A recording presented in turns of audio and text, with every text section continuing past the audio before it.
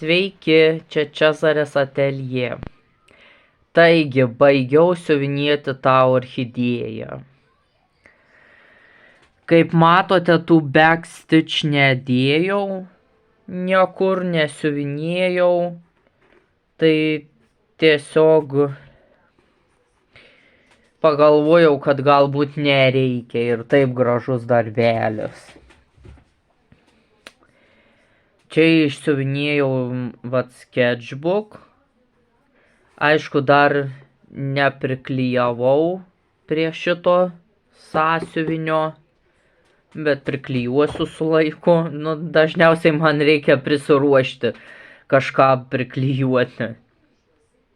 Ir bus viršelio papuošimas toks.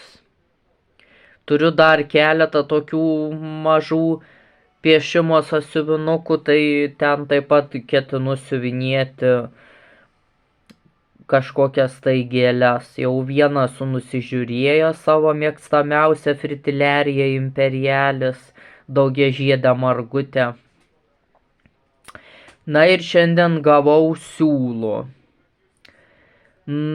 Tam siuviniui, kur tą merginą Renesanso sakiau. Tai pradėjau jau siuvinėti vos gavęs siūlus, nes tikrai labai laukiau. Galiu atnešti, parodyti, kiek jau išsiuvinėta.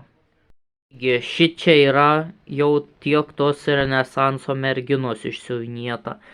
Dabar siuvinėju su šituo siūlu viduriukus čia. Tada siuvinėsiu čia, kad visą rėmelį pabaigti. Ir tada jau eisiu prie pačios merginos. Siuvinys tikrai didelis. Dažnai atnaujinimų tikriausiai nerodysiu. Kai jau daugiau pasiuvinėsiu, įdėsiu kažką. Tai va, tam kartui tiek su mano siuviniais. Dabar turiu nuotaikos siuvinėti, tai tikrai daug siuvinėjų. O kartais, kai neturiu nuotaikos, tada knygas skaitau. Ar piešiu. Mano katė atėjo viena. Tai ačiū, kad žiūrėjot, paspauskite patinka ir pasekite viso.